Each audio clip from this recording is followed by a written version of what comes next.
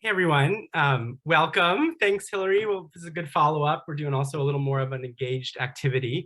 We're going to do some quick introductions of the three of us, and then we'll kind of talk through how we're going to run the session. We do want you to get ready to be students. We're going to have you do some work, and we're going to be using breakout rooms and Google Docs and all that kind of stuff. So let me quickly share our introductory slides.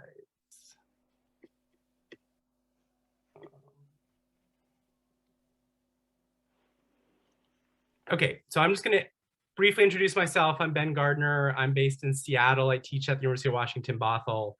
And my work is on the politics of capitalism, development, conservation, and increasingly on questions around international education and pedagogy. Oops.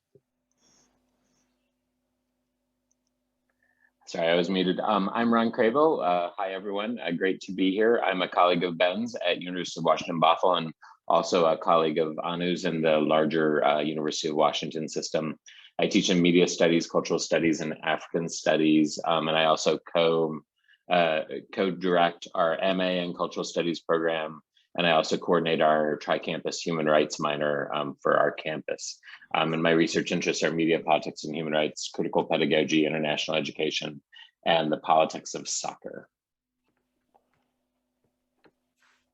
Hi, everyone. Good day. I'm Anu, and I'm at the University of Washington on the Seattle campus.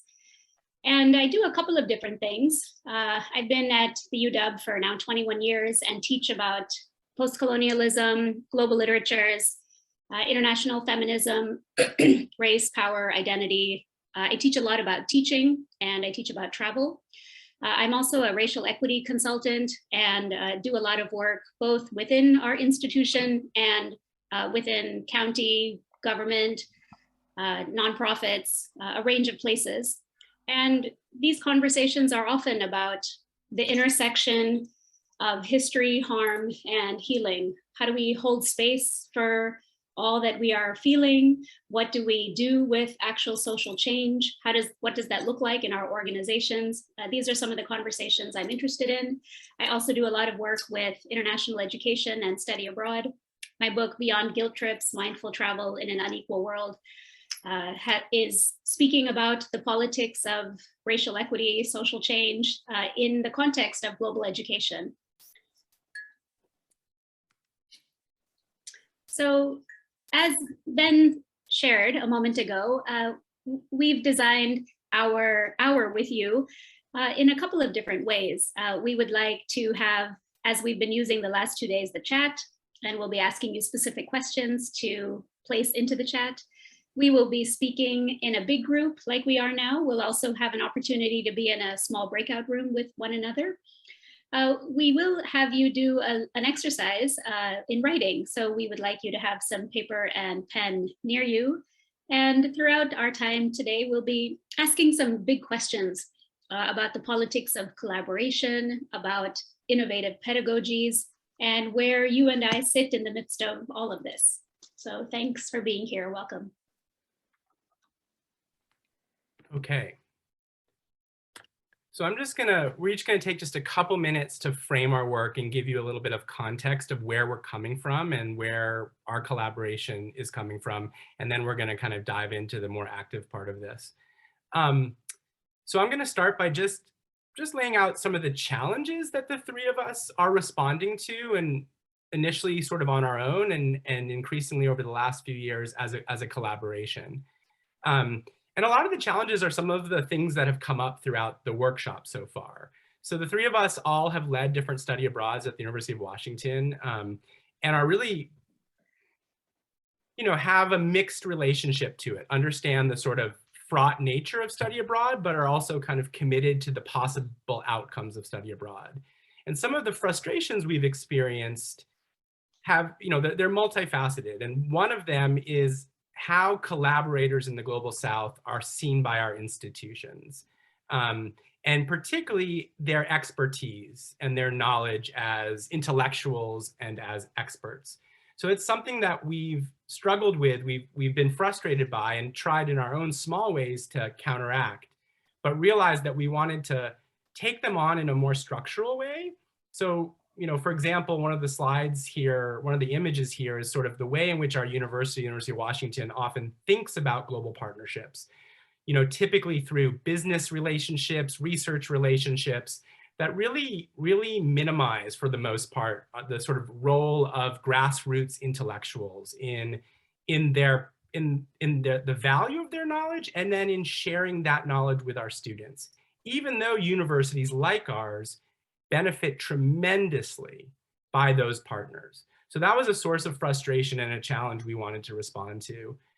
Another challenge we wanted to respond to was the sort of sometimes the decoupling of study abroad and international education from questions around racialized structures, identity, diversity, equity issues. And so we really wanted to think about the pedagogies of study abroad as being embedded in larger questions around race, equity, difference, representation. And even though, again, there's lots of people doing that work as individuals, and many of them are even at this conference, we really wanted to think about that structurally at, say, a university level or the size of our university. And then maybe just the last thing I'll add is we then wanted to think about what are the structures of accountability that go along with that. So how would we actually create interventions that would potentially decenter our students? So students seem to be centered all the time in all of the in a lot of the work we do. And so we were trying to think of how can we become accountable to our colleagues? How can we become accountable to Global South intellectuals? And not just as individuals doing our research or leading our programs, but actually at the university level. So these are some of the challenges we responded to, and we've created a couple different projects and programs and initiatives that Ron and Anu are gonna speak a little bit more to now.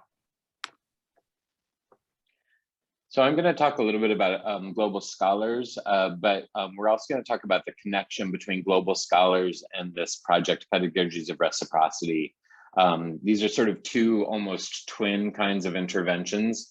The Pedagogies of Reciprocity project is working to really center the voices of our partners in the Global South. And these are folks who are sort of working on the intersections of international development, human rights, and education. And so Anu will talk about that in a little bit more detail in a moment.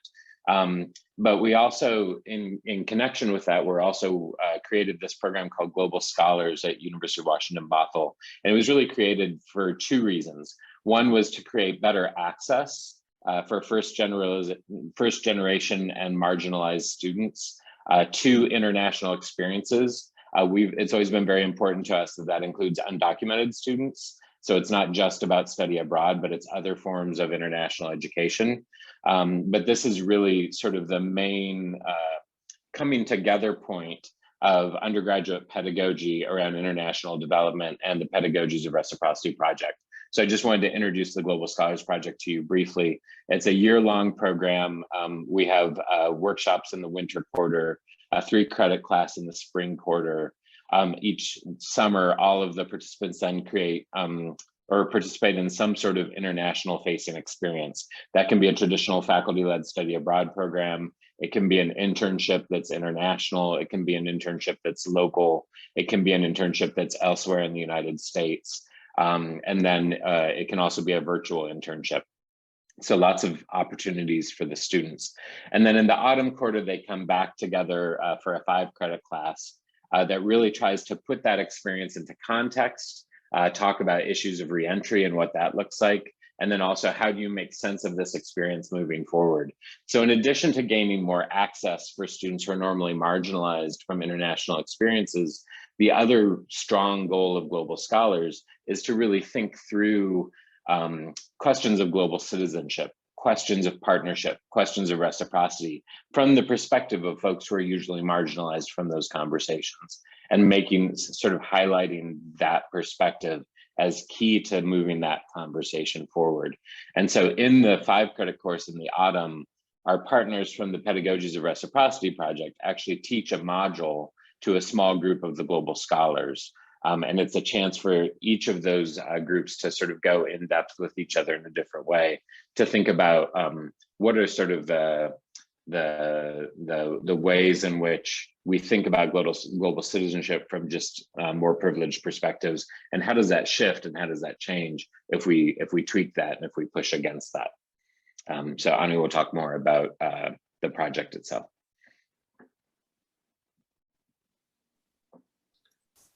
So as my colleagues Ben and Ron are sharing, one of the complexities of doing study abroad work located in the global north, partnering with global south, is that we are operating in a politics of inequity. And as all of us are thinking through what decolonizing that might mean, we are also realizing that decolonizing our work looks different in different locations around the colonized globe.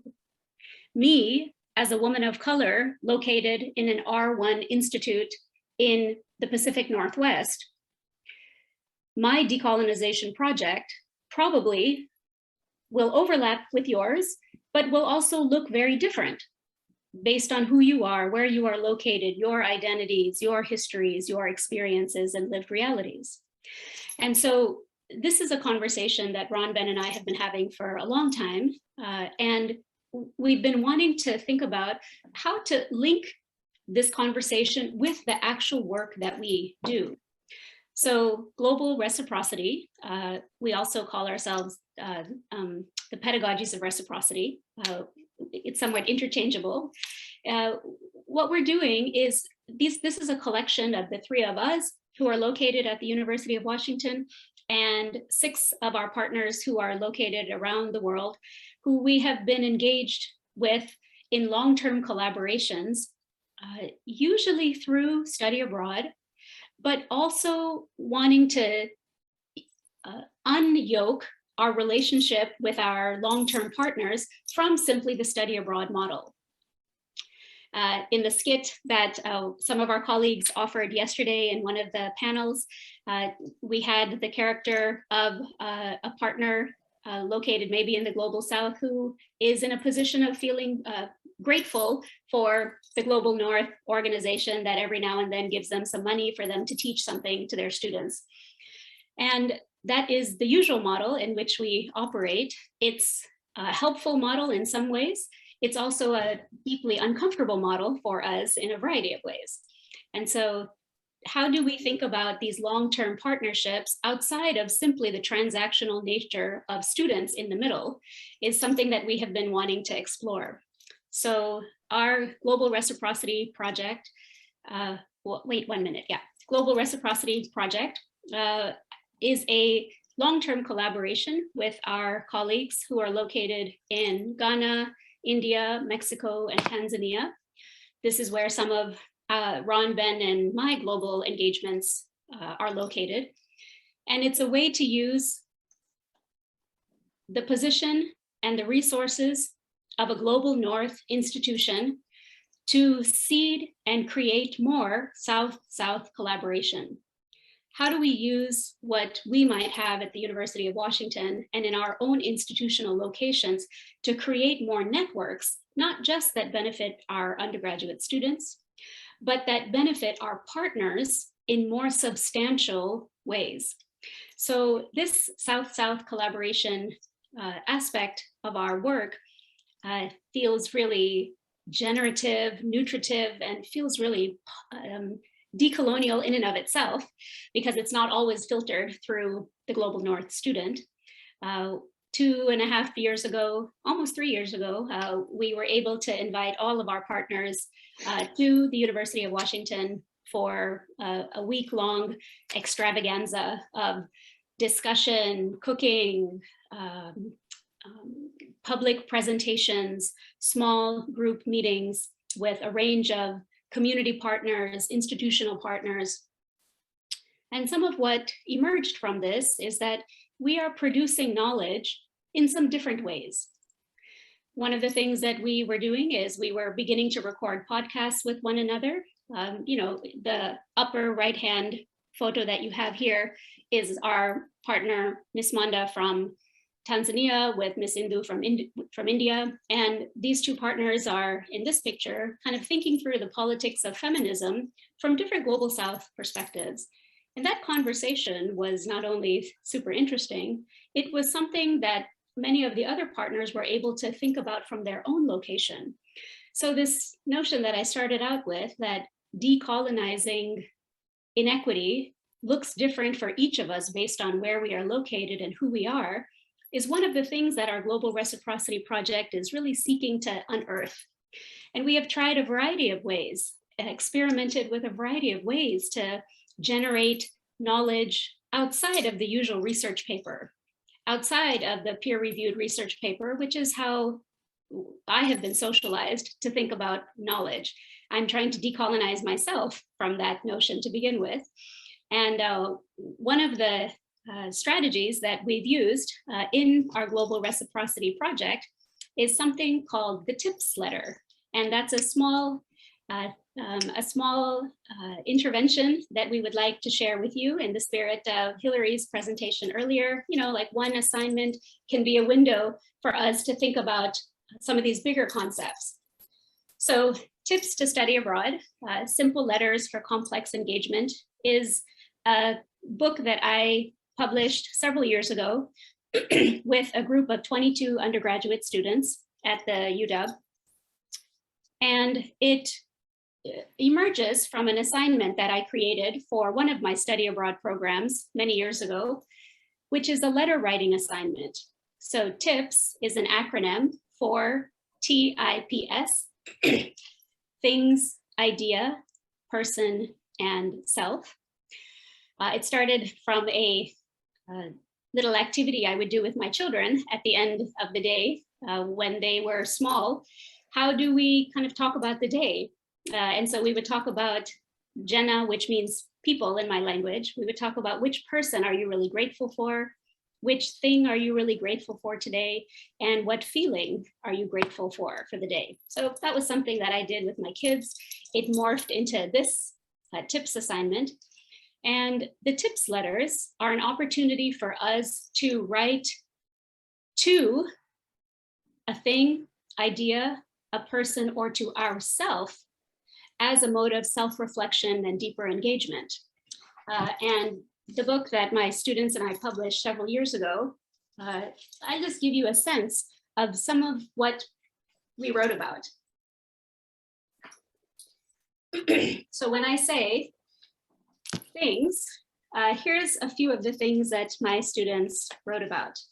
Dear chai breaks, dear garment industry, dear short hair, dear middle ground, dear plastic water bottle, dear poop. That's a very unusual thing to write about, usually in academia, but through this unusual assignment, it was an opportunity for participants to engage with the things that they were grappling with in a very different format. Let me share with you some ideas that my students wrote about. I can just show you how. It's a really nice full color book with lots of nice images in it. So for idea, people wrote to dear contradiction, dear familiarity, dear someday, dear generosity, dear study abroad, dear self-discovery, dear good life. And I'll just read to you 2-3 small examples of people that we wrote to. Dear friends, father of our host brother who died in a scooter accident. Dear God, dear white American who came dressed as Gandhi. Dear man laying down near the market. Dear little girl looking at your mother, looking at me, looking at her daughter peeing in the street. And these TIPS letters is a wonderful avenue to invite students to do some deeper reflection. These TIPS letters have been really instrumental for us as the Pedagogies of Reciprocity Project to invite each other into deeper reflection as well. So every time our partners and I have gotten, partners and us have gotten together in person in our extravaganza week, we spent many days timing ourselves, writing tips letters.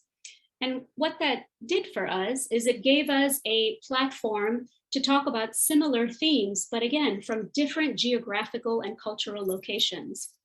One of the letters that we wrote together as a way to think about discussion differently is we wrote to the development sector. Dear development sector. And it was a really poignant activity because each of our partners have had really different, sometimes fraught relationships with the development sector. And to be able to invite them to put pen to paper through the epistolary format has really been very generative for us. So that's one, so this is what we wanted to share with you today, please.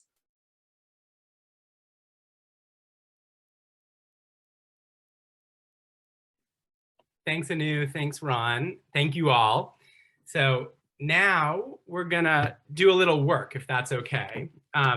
What I'm gonna do is in the chat, wait, I need to stop the slideshow. Anu said to pull out paper and pen, but we're actually, if possible, gonna ask you to do a little writing in a shared Google Doc. If you would prefer to write with paper and pen, that's fine as well.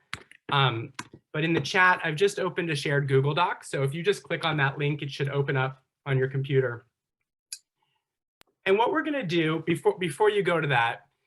And it looks like it's telling me at least that I need access. Oh, thank you. Okay, let me just quickly. Yep, one sec.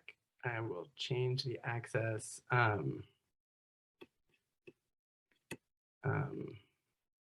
Editors can change. Oh boy.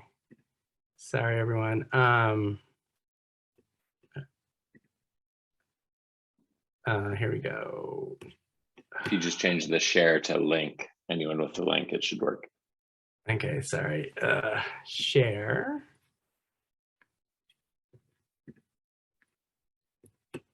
And you, okay, change viewer. Oh boy, Ron. Hey, Ron, would you make a new one? Oh, I got it. I just got it. I just got it. Sorry. Okay. Okay. Now it should work. So what we're going to do is we're going to ask everyone to write 2 letters. And actually, one thing we might do real quick, just to help us get in the headspace. So Anu gave us some amazing examples, but we thought in the chat, just if everyone right now, just the first thing that comes, just to help us brainstorm a little bit in terms of tips, would everyone in the chat just write one potential thing you could write a letter to based on the theme of our workshop and based on all the different sessions we've had. So if everyone would just brainstorm one thing, it doesn't have to be what you're going to write about. Go ahead and put that in the chat. Great. Remittances, PowerPoint, Rwandan public health. Jamboard, excellent. Fantastic. And then maybe if everyone would write one idea, and sometimes there's a little slippage between things and ideas, but maybe again, an idea from the workshop.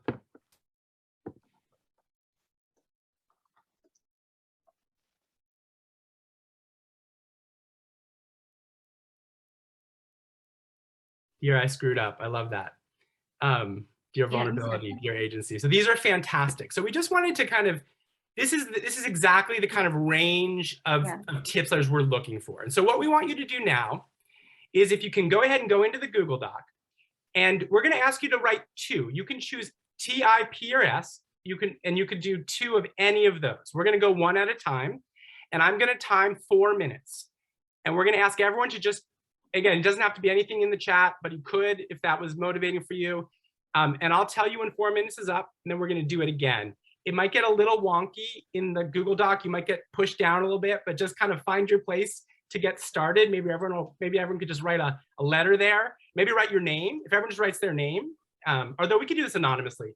If everyone just cursor somewhere. I'm so sorry. I'm still not able to edit. I'm not sure if that's true for others. Yeah, I think it's in view only. Okay.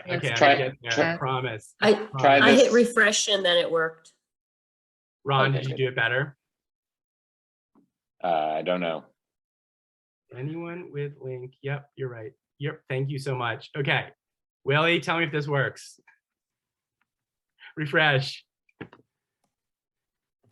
I'm sure it's going to work. Thank No, you. I'm not so sure. It Thank you works. for your It works. confidence. It works. It's You did working it. now. It's working Okay. now. Yeah. So everyone just take about 10 seconds. We don't want you to overthink it. Maybe write your word. How about this? In the Google Doc, everyone write the first thing you're going to write your tips letter to. So if it's yourself, if it's a person, if it's a thing or an idea, go ahead and put that so you know where you are in the document.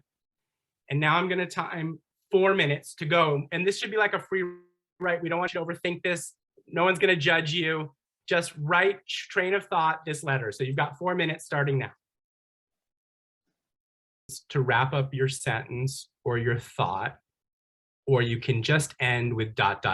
So it doesn't have to be a complete end to where you are. Okay, and we're going to do it one more time. So now that it's kind of in you, we're going to ask you to pick another thing, idea, person, or self. Again, if you can do it in the Google Doc, great. If you're having any trouble, just do it. Go ahead and use your own Word doc or your own notebook. And we'll do one more letter for 4 minutes, starting now.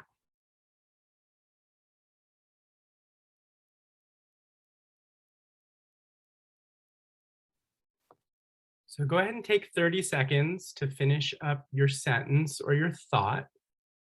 And again, you can just put ... as well. All right, so I think what we're going to do now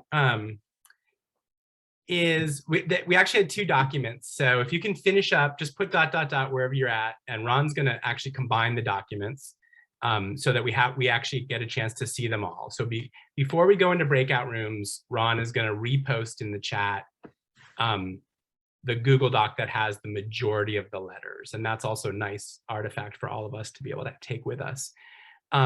So that'll happen in a second. So what we're gonna do now, we're just gonna have about 15 minutes in breakout rooms. We're gonna have, you're gonna be two rooms. Ron and Anu are gonna be facilitating those. If you're not in a breakout room, you're actually gonna remain here with me, and that'll be our 3rd breakout room. So we're gonna go ahead and do that for 15 minutes, and then we're all gonna come back together for the final 10 minutes. Any questions? And if you click on the link that Ron just sent, that'll be the one that has the majority of the letters.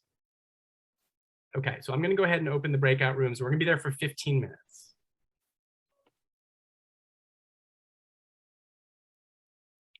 Okay, all right, so we got our room here. I'm going to put in the chat just a couple prompts I have. I'm curious, maybe we could just popcorn out. Maybe how about in the chat? Could we just everyone just put what they wrote their letters to?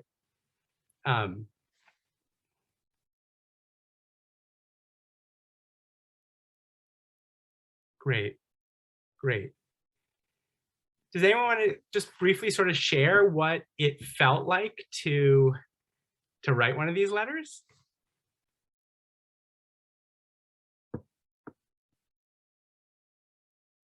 Can I come in? Yeah, please. I'm not sure if I was on message to start with. That's okay. But what I thought I wouldn't worry about that too much. Yep. And I just found it interesting to be writing it with an audience which was dual. You know, there was the major audience of the I did a person one, so I was thinking about a specific person and things that I would like to say. It was a nice feeling, good feeling. Thanks, Paul. Yeah. And the thing one was more about a dialogue between myself and myself, and the tea bag. That's great. That's great. Yeah, a lot of this is a dialogue, right? Even though we're obviously writing to someone, we're often creating a story within our minds. Yeah, Nina, do you want to go ahead? Yeah, I would just observe that writing the letter brought out the emotional content of my my relationship to what I was writing to. I mean, I had ideas I wanted to get down. It was an opportunity to analyze and so forth, but inevitably there was emotional content that I wouldn't have really tapped into. Yeah, thank you so much for sharing, because I think one of the lessons of this exercise with students, but also really in our collaboration, was the relevance and importance of affective relationships, right? And when one of the letters we all wrote was "Dear Donor," and again, I think for a lot of our partners, right, there's a way of navigating a relationship with the donor, and you have to really guard a lot of the affective qualities of that. And when we started writing these letters and realizing how much of the emotion and affect, it actually let us get to a different kind of analysis, but a lot of our partners had never felt free, none of us, even as academics, right, to embrace the emotional engagement of our idea. So thank you so much for sharing. Does anyone else want to jump in here? Well, I'll just say that I think that emotion and feeling are always, they get squeezed out in academia a lot. At least, I mean, there's always avenues and openings, but certainly in talking with students and with partners about collaborative work, actually the sort of feelings and the set of connections and care for one another is the starting point, at least the way that I want to do it. And students resonate with that so readily. So I love the letters. I think it, as others have said, it's just a really great, efficient way to get at that kind of stuff. Great, thanks, Scott. You want to go ahead, Rebecca? Yeah, sure. I really like the use of these letters to engage in satire and humor, and I try to use humor a lot in the classroom and satire combined, because I think it becomes a really effective tool for us to do critical thinking. Yeah, no, that's super helpful, right? You sometimes feel freed to use different genres, right? And it is a different genre of writing. And I think, thinking pedagogically, this is just one, right, of multiple genres. And I try in my class to give students multiple ways to engage that. I have another activity I do where I have students pick a global currency, but write a biography from the perspective of their currency. And I give them some prompts, including what are they worth? What should they be worth? What are they worth? Where does their worth come from?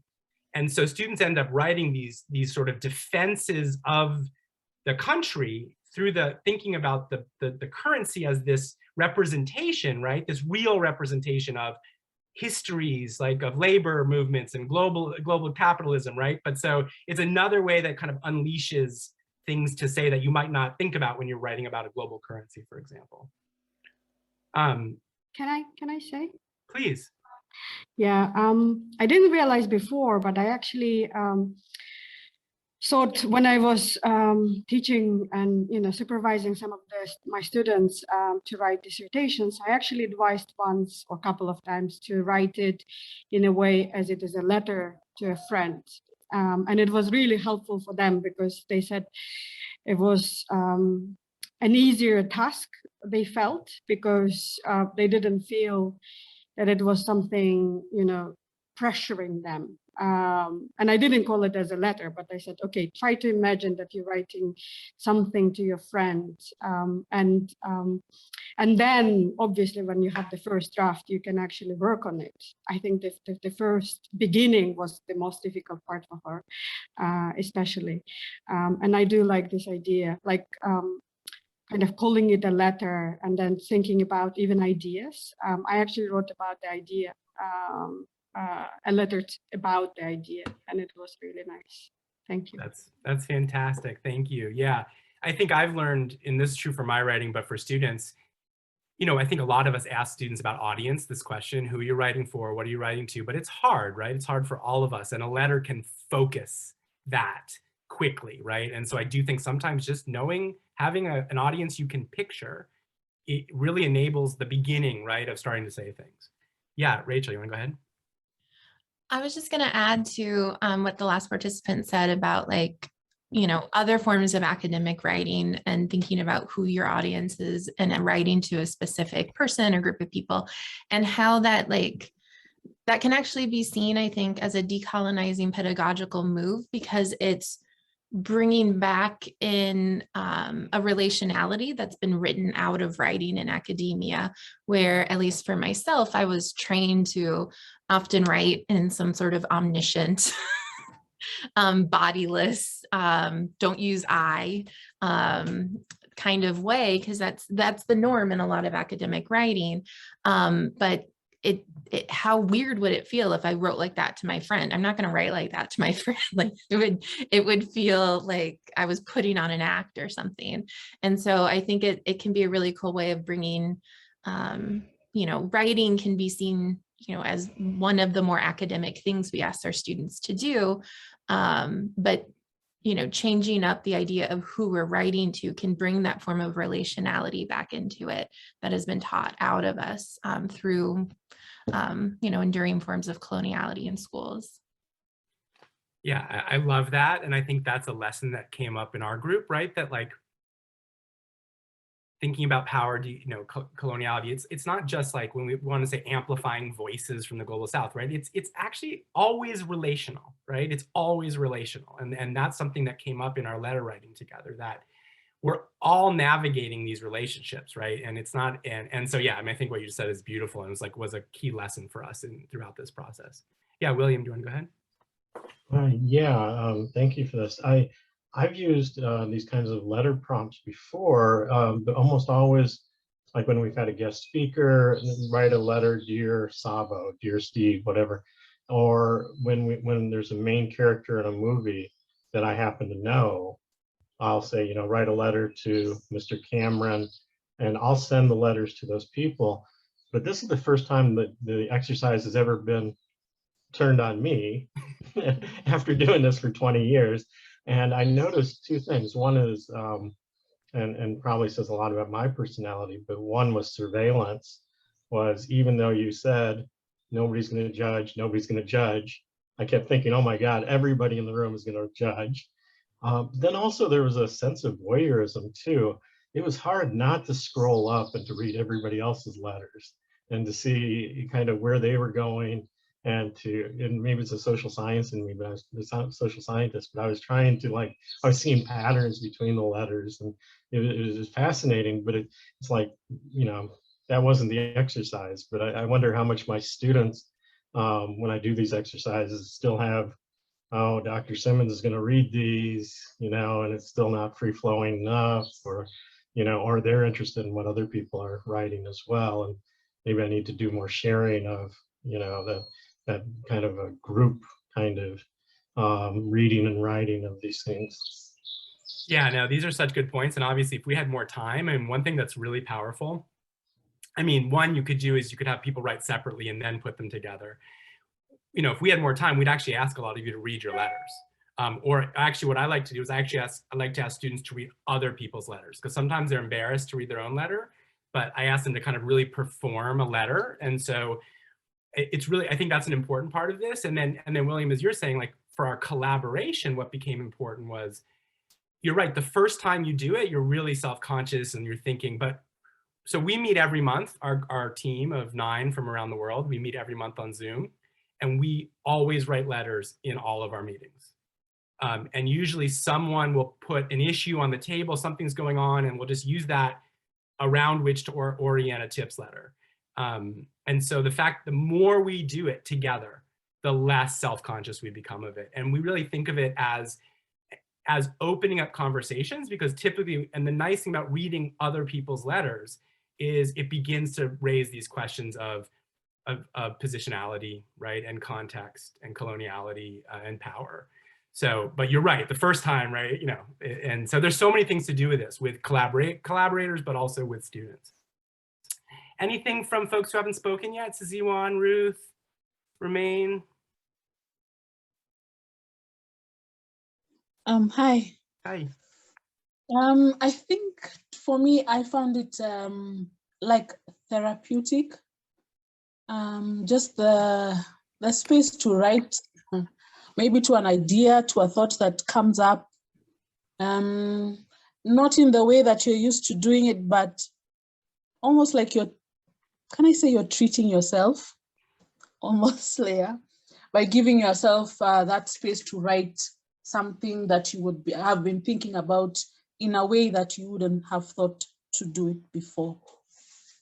Yeah, thanks. Here, I'm actually going to close the room, so we might have some folks joining us in a second. But that's a really great thing to say, Ruth. And I think one thing we've heard a lot through this conference, right, of like, to learn, you have to like, it's not putting people at ease, but we all are bringing anxieties and concern and what we think we're supposed to be writing and develop, you know, all the sort of genres of development studies. And I think, you know, an activity like this can decenter that a little bit, right? Allow us to kind of find our voice, explore our voice. Sometimes we have to like take a step back to then get to those analytical spaces. And so we've found that this kind of activity, again, with our students, but really with our collaborators, right? That was the insight for us. The biggest insight for Ron, Anu, and I has been about taking our pedagogies from the classroom into our collaboration. I think one of the biggest insights.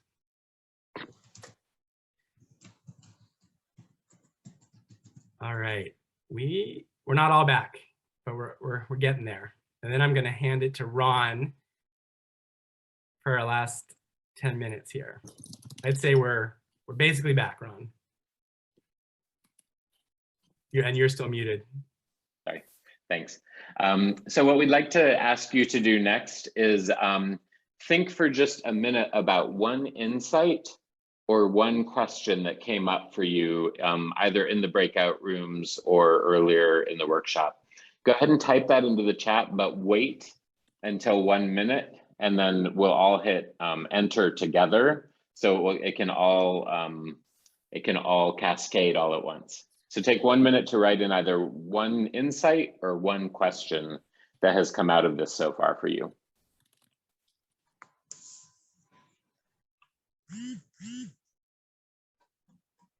Okay, so go ahead and hit enter and let's see what people came up with. Oof, look at all that. Take a second to read through and see what you found.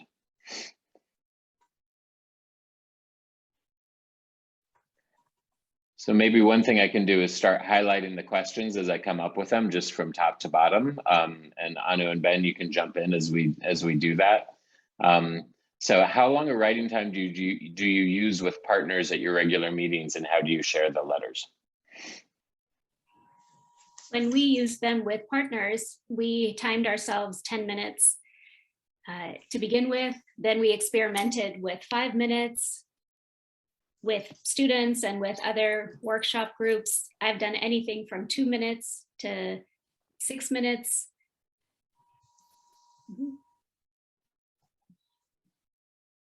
Okay, I have another question from Emily. I'm wondering if I could use this at the start of a stakeholder meeting about homelessness I am hosting next week to see where everyone is at. Worried a bit about how they might share, especially if they might be writing to about each other.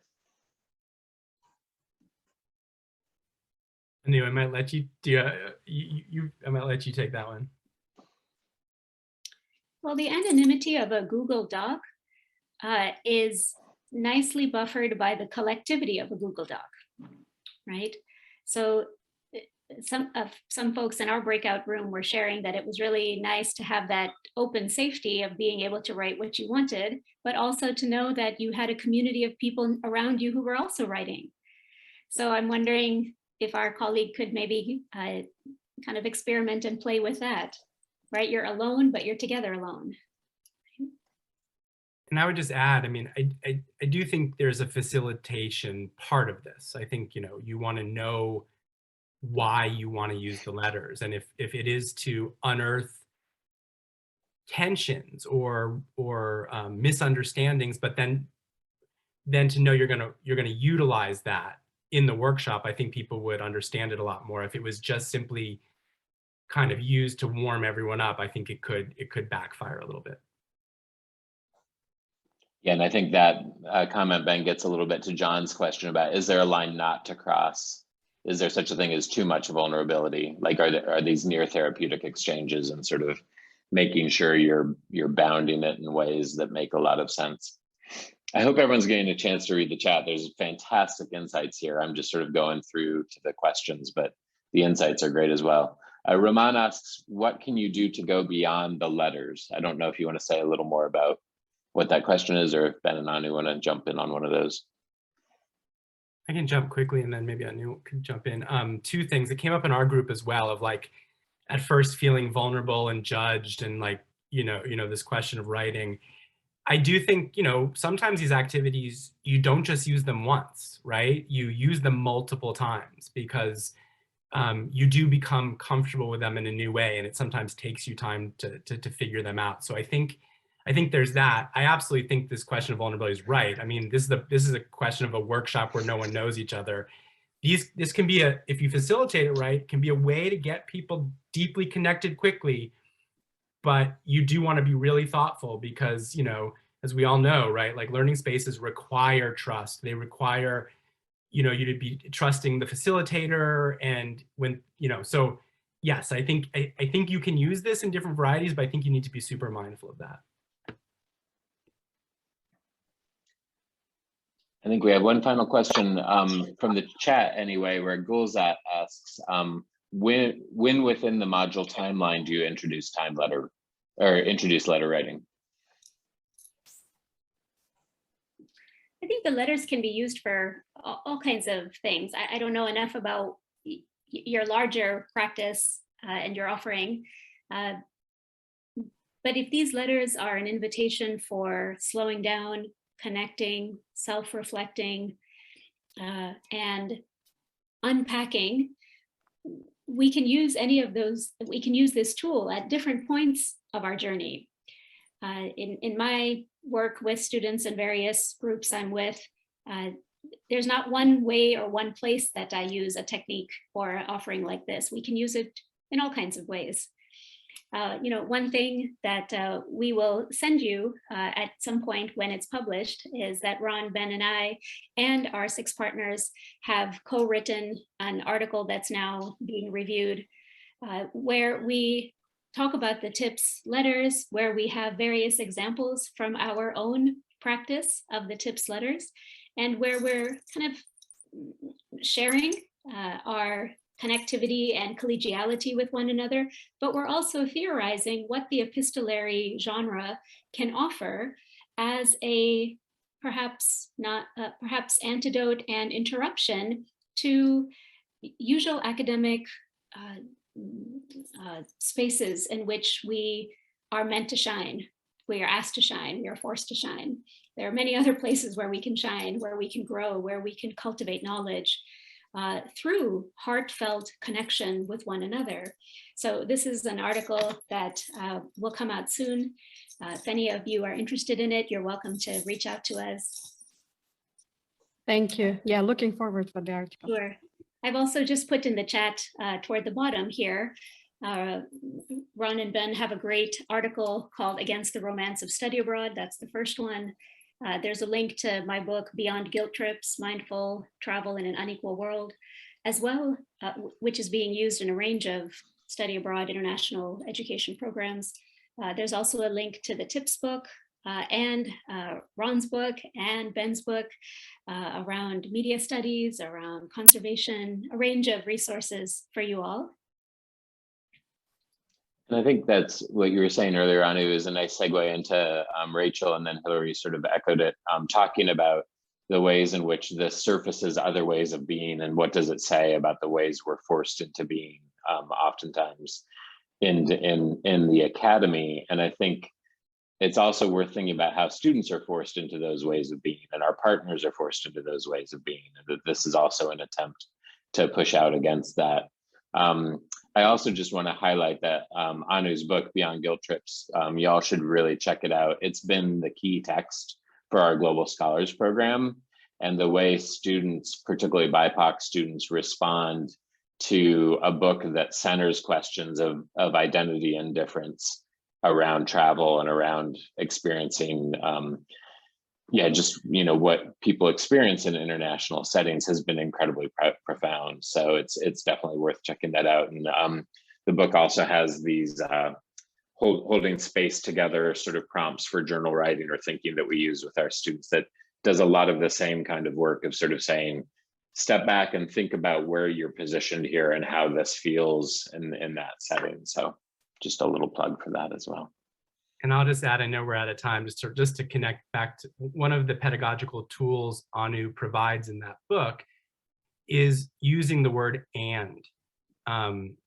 And a lot of our students have found that to be a very freeing situation when there's a contradiction and we're not telling them always to resolve the contradiction, that they can sit with the contradiction and use and as a way to explore multiple things that are in tension. And it's a really small pedagogical idea, but for our students, it's been incredibly empowering. And Anu uses that throughout the book, and our students then began to employ that throughout their writing throughout the quarter. And it's an extremely powerful and very opening way to think about it. Thanks, Ron and Ben. And thanks everyone for joining in heartfully to our work today. Thank you. It's great to engage with you in this format. Thank you. Yes, for sure. Thank you all. This was really great.